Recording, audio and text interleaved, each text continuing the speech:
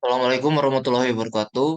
Perkenalkan, nama saya Malakil Alfalah, NPM saya 2255061018. Saya dari kelas PSTIA. Jadi di sini saya akan menjelaskan sebuah presentasi mengenai dari pengertian AI ataupun Artificial Intelligence untuk mata kuliah AI. Nah, jadi pada pengertian AI itu sendiri, AI adalah kecerdasan buatan. Nah, seperti kepanjangannya, AI itu merupakan artificial intelligence. AI merupakan teknologi yang dirancang untuk membuat sistem komputer mampu meniru kemampuan intelektual manusia. AI memungkinkan komputer untuk belajar dari pengalaman, mengidentifikasi pola, membuat keputusan, dan menyelesaikan tugas-tugas kompleks dengan cepat dan efisien. Nah, di sini ada sejarah AI. AI memiliki 4 titik poin perubahan dalam sejarahnya. Yang pada sejarah yang pertama, AI itu pada tahun 1978 disebut sebuah sistem yang dapat thinking humanly, yaitu sebuah sistem yang dapat berpikir secara manusia. Nah, kemudian pada tahun 1990 itu eh, pengertian dari AI itu disempurnakan lagi menjadi acting humanly, yaitu sebuah sistem yang dapat beroperasi secara manusia. Nah, kemudian selanjutnya pada titik poin ketiga, yaitu pada tahun 1992, AI mengalami sebuah penyempurnaan lagi, yaitu sebuah sistem that can think rationally, di mana sistem tersebut dapat berpikir secara rasional. Kenapa diubah menjadi thinking rationally? Karena eh, perubahan pada titik poin ketiga itu pada tahun 1992 itu membedakan antara AI dan juga manusia, di mana eh, pada pengambilan keputusan seorang manusia itu masih bisa atau masih ada kesempatan ataupun masih ada kemungkinan bahwa manusia tersebut dapat bertindak secara irasional karena manusia itu dilengkapi dengan sebuah emosi ataupun perasaan, di mana pada AI, karena AI itu merupakan sebuah mesin, maka mesin tersebut tidak dibuat eh, dengan dibawa dengan sebuah perasaan ataupun sebuah emosi, sehingga AI itu bekerja secara rasional dan bekerja menurut objektifnya itu sendiri. Nah, kemudian pada tahun 1998, AI mengalami perubahan terakhirnya, di mana AI merupakan sebuah sistem yang dapat beroperasi secara rasional. Jadi tidak hanya berpikir, namun AI itu juga dapat beroperasi secara rasional. Kemudian lanjut pada em, teknik dalam artificial intelligence. Nah, pada teknik artificial intelligence ini di sini ada 4, yaitu yang pertama adalah learning. Learning dalam artificial intelligence merupakan teknik untuk mengajari pola data ke komputer untuk memperoleh informasi. Sedangkan yang kedua yaitu adalah teknik searching, di mana searching itu merupakan upaya menemukan jawaban melalui jalan-jalan yang sistematis. Nah, kemudian yang ketiga yaitu reasoning merupakan sebuah teknik untuk menarik kesimpulan berdasarkan fakta yang terjadi. Dan yang terakhir adalah teknik planning, di mana teknik ini adalah merupakan sebuah teknik untuk memecahkan masalah kompleks menjadi masalah yang lebih kecil. Jadi untuk pada teknik planning ini eh, tek- cara kerja dari teknik tersebut merupakan pemecahan masalah menjadi beberapa bagian, sehingga yang tadinya masalah tersebut sangat besar dan sangat kompleks diubah menjadi pemecahan masalah menjadi masalah-masalah yang kecil dan yang lebih mudah untuk dipecahkan. Nah, kemudian di sini kita akan membahas mengenai teknik AI, yaitu teknik learning. Nah, di sini maaf, di sini teknik learning itu sendiri seperti sebelumnya, yaitu adalah teknik untuk mengajari pola data ke komputer untuk memperoleh informasi. Nah, teknik learning sendiri itu dibagi menjadi 3, yaitu supervised learning, unsupervised learning, dan reinforcement learning. Untuk supervised learning ini merupakan sebuah teknik learning di mana AI tersebut diberikan panduan ataupun diberikan bantuan oleh manusia untuk mempelajari data-data, pola data ataupun data komputer dan memperoleh informasi dari data yang telah diberikan secara spesifik tadi. Nah, sedangkan unsupervised supervised learning supervised learning itu merupakan kebalikannya, di mana AI akan belajar sebuah pola data secara mandiri tanpa, bantuan dari manusia. Nah, kemudian lanjut pada teknik searching, yaitu, tadi teknik searching merupakan teknik, yang merupakan upaya menemukan jawaban melalui jalan-jalan yang sistematis. Teknik searching sendiri itu dibagi menjadi 3 macam, yaitu blind search, heuristic search, dan probabilistic search. Sebelum mencari solusi dengan teknik searching, kita perlu mengetahui ruang keadaan yang terdiri dari keadaan awal, yaitu initial state, kemudian keadaan akhir, yaitu goal state, dan kemudian usaha yang dilakukan, yaitu operator. Nah, operator ini merupakan usaha-usaha yang akan kita pakai nantinya untuk mencapai dari titik awal, yaitu initial state, eh, menuju titik akhir ataupun keadaan akhir, yaitu goal state. Kemudian lanjut pada teknik selanjutnya yaitu teknik reasoning. Nah, teknik reasoning ini terdiri dari 4 macam, yaitu rule based, case based, fuzzy, dan uncertainty. Kemudian pada yang teknik terakhir yaitu teknik planning terdiri dari 2 macam, yaitu goal state planning dan juga constraint planning. Nah, pada bab kali ini kita akan mempelajari juga mengenai cara membuat AI. Nah, cara membuat AI secara sistematikanya di sini ada 6 tahap ataupun 6 langkah. Nah, langkah yang pertama yaitu menganalisa masalah terlebih dahulu. Nah, jadi AI itu kan merupakan sistem yang dibuat untuk mempermudah pekerjaan manusia. Jadi pertama-tama kita harus mencari dulu, masalah apa yang ada di lingkungan kita ataupun lingkungan masyarakat yang membutuhkan asistensi dari AI untuk mempermudah masalah ataupun untuk memecahkan masalah tersebut tadi. Nah, setelah kita menganalisa masalah yang ada, maka kita akan mencoba merumuskan masalah tersebut untuk menentukan jenis AI apa yang akan kita buat nantinya. Nah, itu merupakan dari tahap yang kedua, yaitu mencari jenis dari AI. Nah, jenis AI apa yang sekiranya nanti akan cocok untuk dapat memecahkan masalah dari yang telah kita tentukan tadi pada awal. Kemudian yang ketiga itu adalah cari dan pelajari arsitektur serta algoritma. Nah, ini setelah kita menentukan jenis AI apa yang akan kita buat dan jenis AI apa yang cocok sekiranya untuk masalah yang sedang kita rumuskan tadi, yang masalah yang ada pada lingkungan kita tadi, kita perlu menentukan dan mempelajari arsitektur dari AI tersebut untuk bagaimana langkah-langkah ataupun kerangka yang harus kita buat untuk menyusun AI tersebut, serta algoritma yang perlu kita buat agar AI tersebut dapat berjalan dengan baik. Nah, kemudian yang keempat yaitu mulai membuat program dengan data yang didapatkan. Nah, di sini setelah kita mencari dan mempelajari arsitektur dari AI yang akan kita buat serta algoritma AI yang akan kita buat, maka dari data-data tersebut yang telah kita cari dan pelajari, maka kita dapat memulai untuk membuat program AI tersebut.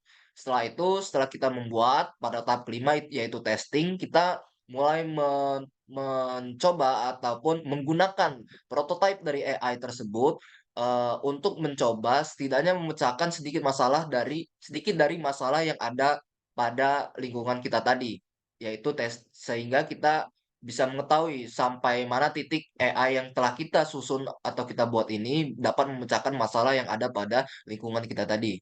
Nah, pada tahap terakhir yaitu tanamkan ke hardware itu merupakan tahap terakhir dari tahap yang kelima dari tahap pembuatan AI ini. Di mana setelah kita melakukan testing terhadap program AI kita tadi, dan jika setelah melakukan testing tersebut dan menurut kita sudah cukup dan sudah cukup baik, kita dapat melakukan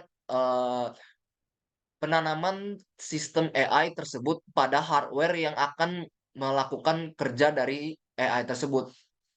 Sehingga AI tersebut dapat memecahkan masalah yang terjadi di lingkungan kita tadi. Nah, di sini kita akan lebih membahas sedikit lebih dalam pada salah satu teknik AI tadi, yaitu teknik searching. Teknik searching itu kita ulangi lagi merupakan teknik yang digunakan untuk menemukan solusi atau tujuan secara sistematis. Nah, seperti yang saya telah jelaskan tadi sebelumnya, sebelum mencari solusi pada teknik searching ini, perlu diketahui bahwa terdapat tiga keadaan yang disebut ruang keadaan. Yang pertama itu adalah eh, initial state, di mana pada initial state ini merupakan keadaan awal dari masalah tersebut. Dan kemudian goal state yaitu keadaan akhir, di mana kita eh, keadaan seperti apa yang kita inginkan di akhir setelah yang dari masalah keadaan awal tadi itu. Nah, yang terakhir yang ketiga ini merupakan keadaan yaitu operator, yaitu usaha yang bisa dilakukan. Nah, usaha-usaha apa saja yang bisa kita gunakan ataupun bisa kita lakukan untuk membawa keadaan awal tadi yaitu initial state menuju ke keadaan akhir yaitu goal state. Nah, di sini ada contoh eh, pada pengaplikasian tabung A dan B, di mana tabung A ini harus berisi 4 liter air dan tabung B harus berisi 3 liter air. Nah, di sini dan di atas ya seperti yang bisa dilihat yaitu operator, terdapat 6 operator yang bisa kita gunakan untuk memenuhi eh, goal state tadi, di mana pada initial state titik awalnya masing-masing tabung ini masih belum diisi oleh air sehingga posisinya masih sama-sama 0 liter. Nah, operator yang pertama yaitu isi penuh ember A, operator kedua isi penuh ember B, operator ketiga pindahkan air dari A ke B sampai B penuh, operator keempat pindahkan air dari A ke B sampai A kosong, operator kelima pindahkan air dari B ke A sampai A penuh, operator keenam pindahkan air dari B ke A sampai B kosong. Nah, dengan menggunakan operator-operator ini, kita harus bisa eh, mencapai pada kondisi akhir ataupun goal state yang telah kita tetapkan. Nah, setelah itu, sebisa mungkin operator-operator yang telah ada ini kita menggunakan seluruhnya sehingga akan lebih maksimal untuk mencapai dari goal state tadi. Nah, kemudian lanjut pada blind search. Blind search ini merupakan teknik pencarian deterministik tanpa informasi yang mengarahkan pada tujuan. Sesuai dengan namanya, blind search ini merupakan pencarian secara buta, di mana dia akan melakukan pencarian secara deterministik tanpa informasi yang diberikan oleh manusia yang pada akhirnya dia akan mengarah pada suatu tujuan. Nah, algoritma blind search ini dibagi menjadi tiga, yaitu BFS, DFS, dan UCS. Di mana BFS itu merupakan breadth first search, secara menyamping dengan sistem FIFO, first in, first out, dan kedua DFS, depth first search, yaitu mendalam dengan sistem LIFO, last in, first out. Dan yang terakhir adalah UCS, yaitu unicorn cold search. Nah, pada contoh BFS di sini kita akan menggunakan contoh em, dari contoh searching tadi, di mana kita akan menggunakan sebuah pengaplikasian antara dua tabung yang akan kita isi airnya. Nah, di sini bisa kita lihat pada initial state itu posisi tabung masih 0 dan 0. Artinya pada masing-masing tabung itu tidak berisi air. Nah, pada goal state itu merupakan posisi tabung yang telah terisi air, yaitu di mana tabung A itu berisi 4 liter dan tabung B berisi 2 liter. Di sini kita memiliki 8 operator yang bisa kita gunakan untuk mencapai dari initial state menuju ke goal state tadi.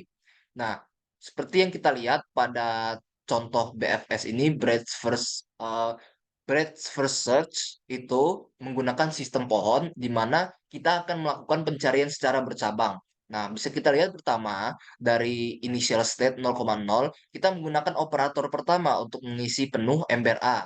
Sehingga setelah pada posisi di mana percabangan kita menggunakan operator pertama tadi, itu posisi dari tabung A itu telah terisi 4 liter air dan tabung B masih dengan posisi 0 liter air.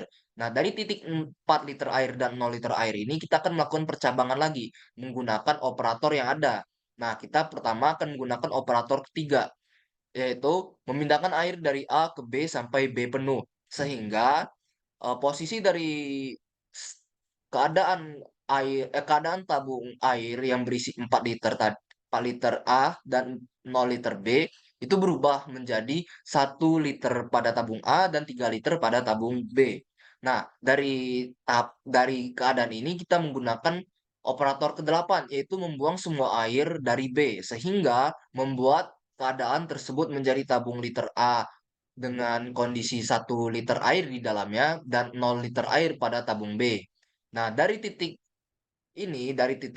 tabung yang berisi 1 liter dan tabung A berisi 1 liter dan tabung B berisi 0 liter, kita akan menggunakan operator nomor 4, yaitu memindahkan air dari A ke B sampai A kosong, sehingga membuat keadaan menjadi tabung tabung A berisi 0 liter dan tabung B berisi 1 liter.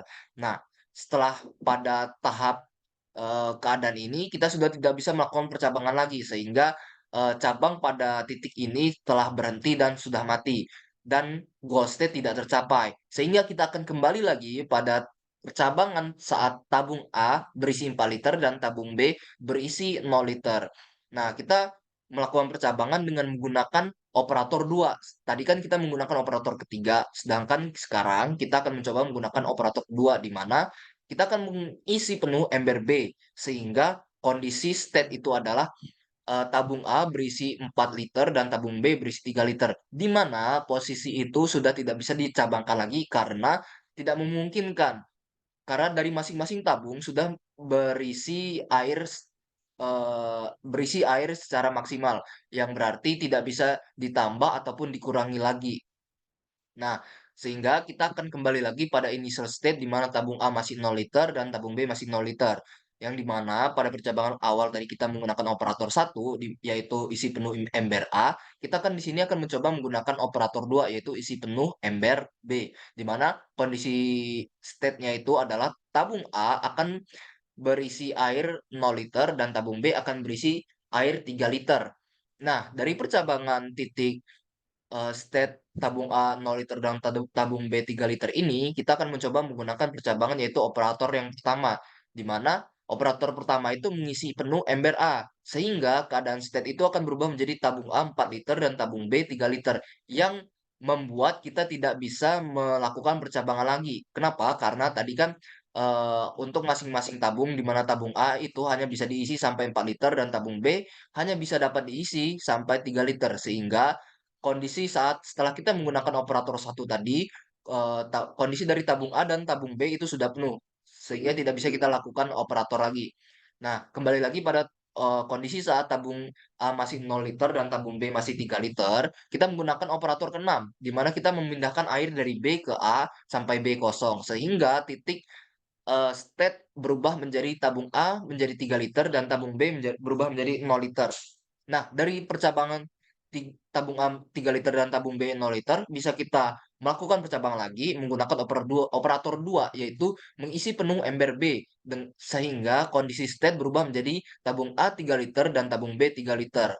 Dari posisi sekarang masih bisa kita gunakan operator yang terakhir, yaitu operator kelima, yaitu memindahkan air dari B ke A sampai A penuh, sehingga pada state akhir, yaitu tabung A berisi 4 liter dan tabung B berisi 2 liter, di mana tadi merupakan goal state yang sedang kita cari, sehingga pencarian berakhir dengan tercapainya goal state yang kita eh, ingin capai tadi dari initial state, yaitu kondisi tabung A 0 liter dan kondisi tabung B 0 liter. Nah, kita lanjut pada contoh DFS, yaitu Depth First Search, yaitu menggunakan sistem LIFO. Nah, pada kondisi initial state itu sama, 0 tabung A, 0 liter tabung A dan 0 liter tabung B. Menggunakan goal state, tabung A 4 liter dan tabung B 2 liter. Di sini pada initial state kita langsung menggunakan operator satu, yaitu menggunakan isi penuh ember A, sehingga kondisi state itu yaitu tabung A 4 liter dan tabung B 0 liter. Kemudian kita melanjutkannya menggunakan operator B, yaitu mengisi penuh ember B, yaitu tabung A 4 liter dan tabung B menjadi 3 liter. Nah, dari posisi ini kita menggunakan operator yang ketujuh, yaitu membuang semua air dari A, sehingga kondisi dari tabung A tadi yang dari 4 liter menjadi 0 liter dan kondisi tabung B itu masih 3 liter.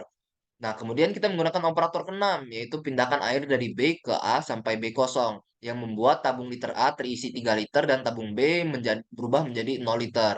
Setelah dari state itu, kita menggunakan operator yang kedua, kita mengisi penuh ember B, di mana posisinya akan berubah menjadi tabung A memiliki 3 liter air dan tabung B memiliki 3 liter air juga.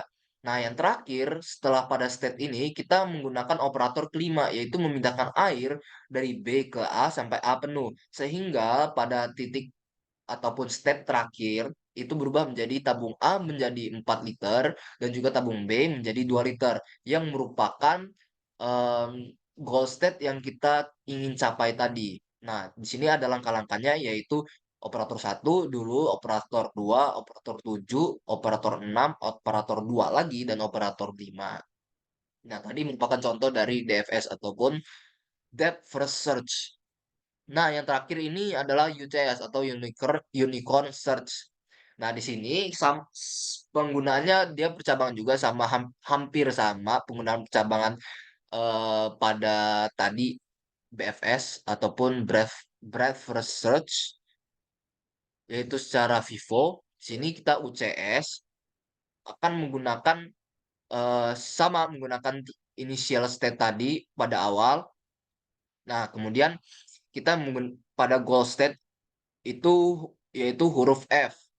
Nah, initial state-nya kita pada huruf A. Nah, UCS seperti ini bisa kita lihat dari rute terbaik digunakan pada A, B, E, dan F. Sehingga kita bisa mencapai pada goal set yaitu 32. Nah, sepertinya itu saja yang dapat saya sampaikan pada presentasi kali ini. Terima kasih karena sudah memperhatikan dan mendengarkan. Saya mohon maaf jika ada kesalahan kata. Saya akhiri. Wassalamualaikum warahmatullahi wabarakatuh.